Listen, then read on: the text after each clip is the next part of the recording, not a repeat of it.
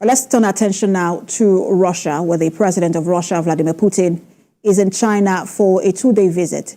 This is his first visit since he assumed his 5th term in office and his fourth face-to-face meeting with the Chinese leader Xi Jinping since his country's invasion of Ukraine. Since the imposition of a wide range of Western sanctions against Russia over his invasion of Ukraine, President Putin has found solace in the support of China. We have a report.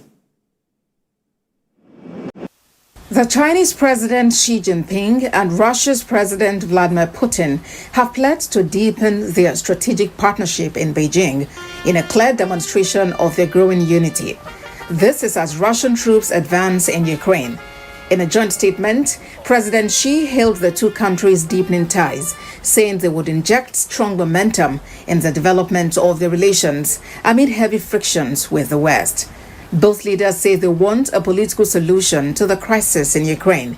Chinese president called for a two-state solution to the war in Gaza.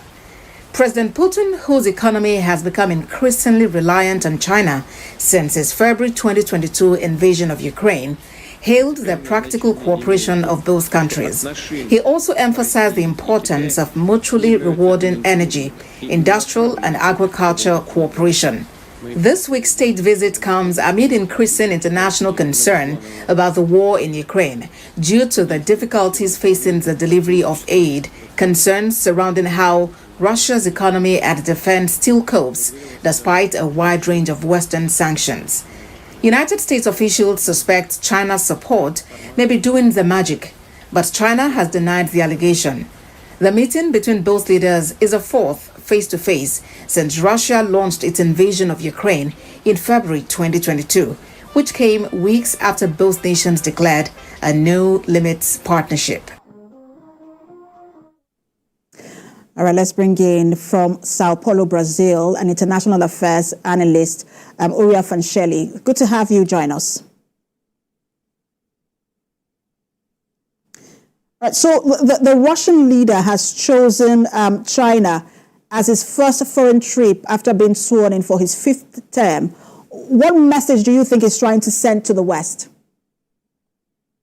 Well, it sends several potent messages to the West, as for instance, there is a united front against Western pressure. The visit underscores the strong collaborative stance that Russia and China are willing to adopt in response to Western sanctions and diplomatic isolation. It sends a message of strategic autonomy that the strengthening ties between China and Russia demonstrate their commitment to maintaining and enhancing their strategic autonomy, and this alignment allows them to challenge Western hegemony in international affairs and present an alternative vision of global order that emphasizes multipolarity and the interests of non-Western states. It also sends a message that we can expect military and technological cooperation between the two countries. Because by potentially increasing military and technological cooperation, Russia and China are signaling their readiness to counterbalance Western military alliances, such as NATO. And this includes enhancing their defensive capabilities and asserting their military presence in key regions globally. And of course, it sends a message of strong economic interdependence as well. And this relations that was seen between China and Russia, is this actually, because it has been tagged, or they have said that, look, it is a no-limits relationship, but is it actually a formidable alliance or just a relationship of convenience? Well, even though officially maintaining a stance of neutrality and calling for peace, China's actions and policies have indirectly supported Russia in several ways. By giving it economic support, China has significantly ramped up its economic ties with Russia since the onset of the war, particularly in the areas of energy and trade. By providing it with military and dual-use technology, it also helped Russia in its war against Ukraine. And also by giving Russia diplomatic cover, China has provided diplomatic support on the international stage, often aligning with Russia in the United States to counter Western condemnations or sanctions. And this support helps to dilute global responses and reduce the isolation of Russia, the isolation Russia might otherwise face. And of course, the two countries have also conducted military exercises together with the objective of sending a message to the West, that they're united, even though they don't officially admit that this union. And how far do you think that President Xi Jinping will go for President Vladimir Putin? What price will he pay, especially as China also looks to repair damaged relations with the U.S.?